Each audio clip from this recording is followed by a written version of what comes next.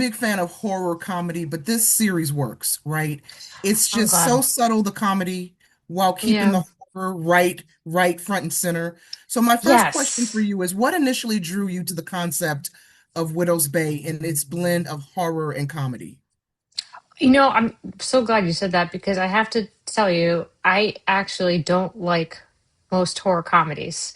Because I feel like you often don't get the experience of being scared, nor do you laugh. It's just sort of a muddy middle of the road. Like I have some favorites like American Werewolf in London and Cabin in the Woods and Shaun of the Dead. And those are all in Sam Raimi movies, but those are all very different from each other. So I this originally was a spec from Parks and Recreation.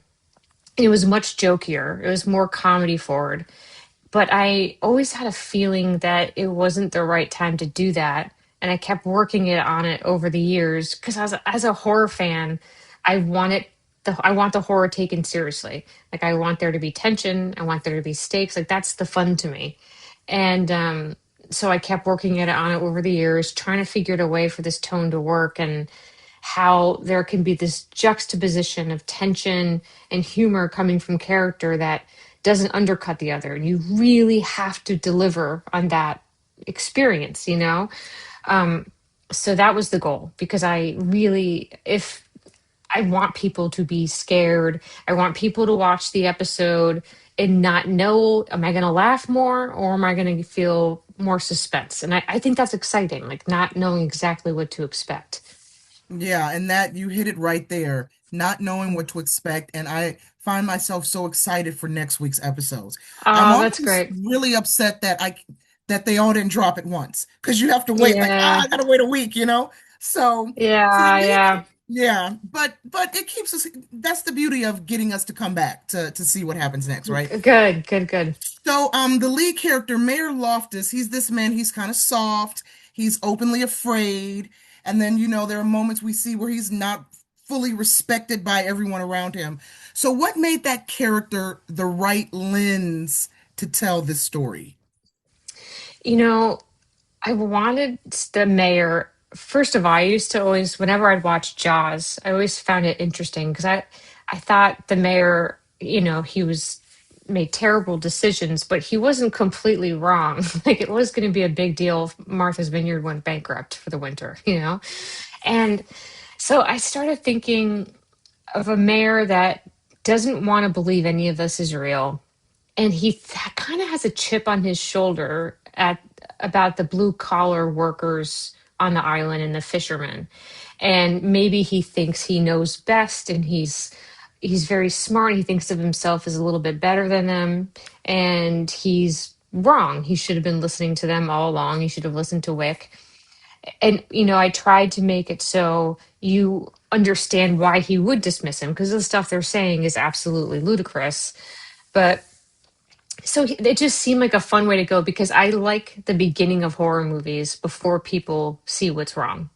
And so experiencing it from the point of view from someone who is optimistic that he can bring tourism to the island and doesn't understand how far back this goes and how bad this is. So you can really experience the terror of him. And with someone like Matthew Reese who takes you in on the journey with his eyes, that just felt like the right way to do it. He's so perfect. Every episode, I'm Yeah. like, his reaction is so perfect. You know what I say about this show is if you work in film or if you've worked around actors, if you've taken acting classes, this is a great series that shows you these actors, you appreciate acting and the I choices that they make yes, with these characters, right? I could not agree more. This shows I've always liked actors. I mean, I've worked with like the nicest, best people like Amy Poehler and Aubrey Plaza and Chris Pratt. But there's something about this show. I don't know.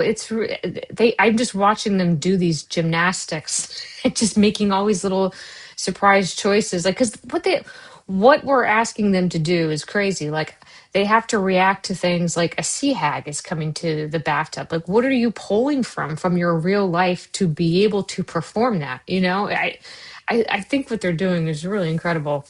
As the season progresses, I know we have a couple more episodes before it wraps.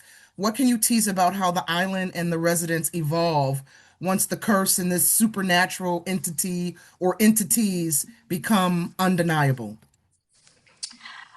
I mean, I guess, gosh, I'm trying to think of what I can say about spoiling. Are you talking about the rest of this season or going Yes. forward? Well, I Um, guess going forward, because I know the season wraps on June 17th, I think. yes, So the June episode's 17th. coming up. Yes. Okay. I can tease that you're, I'll say the storm's coming. And Loftus is faced with a very tough dilemma. The goal of the show was to never make it easy for him and just put Loftus and Matthew Reese through the ringer. And that is what the audience will witness.